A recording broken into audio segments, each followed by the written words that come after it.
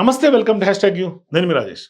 సహజంగా దేశంలో బీజేపీకి ఒక భావజాలం ఉంటుంది, అట్లాగే వామపక్ష పార్టీలుగా సిపిఐ సిపిఎంలకు ఒక భావజాలం ఉంటుంది. అంటే మార్క్సిస్ట్ సిద్ధాంతాల ఆ బేస్ తోటి ఇవాళ రెడ్ స్టార్స్గా వామపక్ష పార్టీలు, కమ్యూనిస్ట్ పార్టీలు మరీ ముఖ్యంగా ఆ దిశగా పోతూ ఉంటాయి. అంటే బద్ధ శత్రువులు అని చెప్పుకోవచ్చు. అంటే బీజేపీ జాతీయవాదాన్ని, మరీ ముఖ్యంగా హిందుత్వవాదాన్ని నమ్ముకుంటే వీళ్ళు కొంత సెక్యులర్గా, మరి కొంతమంది అందులోనే కొంత హేతువాదులు కూడా కొంతమంది ఉంటారు. కొంత డిఫరెంట్ భావజాలం అని చెప్పుకోవాలి. కొంత మార్క్సిస్ట్ సిద్ధాంతాలు, కొంత ప్రాక్టికాలిటీకి దగ్గరగా ఉంటాయి. కానీ ఇవాళ ఆ రెండు భిన్న ధృవాలు ఒక్కసారిగా కలిసినా, లేకుంటే వాళ్ళకి ఒకరు సహకరించుకున్నా, ఒప్పందాలు చేసుకున్నా, కొంత రాజకీయాలు కూడా వింతగానే చూడాలి.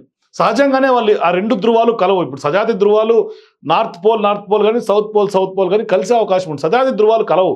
అట్లాంటిది ఇవాళ బీజేపీ వామపక్ష పార్టీలు ఒక కలయిక అవుతోంది అనగానే బద్ధ శత్రువులుగా ఉన్నటువంటి వాళ్ళు ఎలా కలుస్తారనే ప్రశ్న రావచ్చు.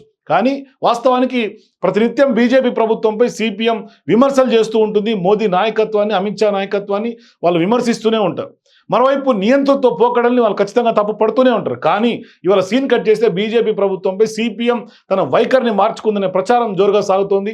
మోదీ ప్రభుత్వం నిరంకుశత్వ జాతీయవాద శక్తి అంటూ తీవ్రస్థాయిలో విరుచుకుపడే సిపిఎం ఇప్పుడు తన వాయిస్కి కొంత భిన్నంగా కనిపిస్తుంది. అంటే మోదీ ప్రభుత్వంపై ఫ్యాసిస్ట్ ముద్ర వేసేందుకు నిరాకరించడం దేశ రాజకీయాల్లో సంచలనంగా మారింది. అంటే వామపక్ష పార్టీలకు భిన్నంగా మోదీ ప్రభుత్వంపై సిపిఎం చేసినటువంటి ప్రకటన ప్రస్తుతం చర్చనీయాంశం అవుతోంది. అంటే మోదీని బీజేపీ కొంత మాతృ సంస్థ ఆర్ఎస్ఎస్ను కూడా న్యూ ఫ్యాసిస్ట్గా పరిగణించట్లేదని ప్రకటించింది. మోదీ సర్కార్కు నయా ఫ్యాసిస్ట్ పోకడలు ఉన్నాయని పార్టీ ముసాయిదా తీర్మానం అంగీకరిస్తూనే ఫ్యాసిస్ట్ ప్రభుత్వం అని మాత్రం పరిగణించలేమని తేల్చేసింది. సో ఇప్పుడు బీజేపీ 10 ఏళ్ల నిరంతర పాలన తర్వాత బీజేపీ ఆర్ఎస్ఎస్ చేతిలో రాజకీయ అధికారం ఏకీకృతమైందని కూడా మాత్రమే చెబుతోంది. దీని ఫలితంగా బీజేపీలో నియో ఫ్యాసిస్ట్ లక్షణాలు మాత్రమే కనిపిస్తున్నాయని సిపిఎం అంటోంది.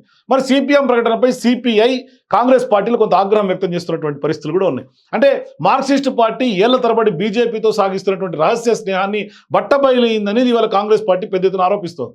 కేరళ ఎన్నికల సమయంలో బీజేపీతో సిపిఎం రహస్య ఒప్పందం కుదుర్చుకుందని మండిపడింది.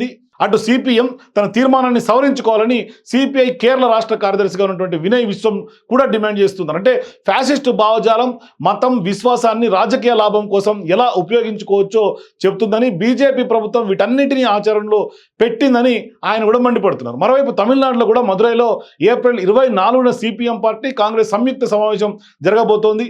ఈ సమావేశంలో ఆమోదించే విశ్లేషణాత్మక రాజకీయ తీర్మానం ముసాయిదాను కేంద్ర కమిటీ ఇటీవల రాష్ట్ర కమిటీలకు కూడా చర్చ కోసం పంపింది. మోదీ సర్కార్ను సిపిఐ ఫ్యాసిస్టు ప్రభుత్వంగా పేర్కొనకపోవడంతో భారత్లోకి ఫ్యాసిజం వచ్చేసిందని సిపిఐ ఎంఎల్ అంటోంది. అయితే ఈ రెండు పార్టీలకు తన వైఖరి భిన్నమని సిపిఎం తన ముసాయిదాలో పేర్కొంది.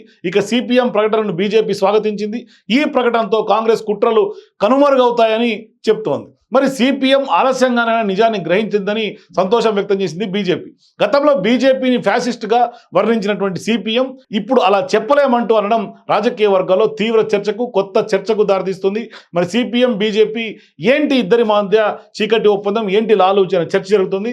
మీరు కూడా సిపిఎం, బీజేపీ మధ్య బంధం ఏమన్నా నిజంగా ఉందా, లేకుంటే ఎందుకు ఈ తరహా కొంత కొత్త పోకడ సిపిఎం నుంచి వినిపిస్తుంది, కొత్త వాదన వినిపిస్తుంది? మీ అభిప్రాయాన్ని కింద కామెంట్స్ రూపంలో తెలియజేయండి. For more videos please watch #.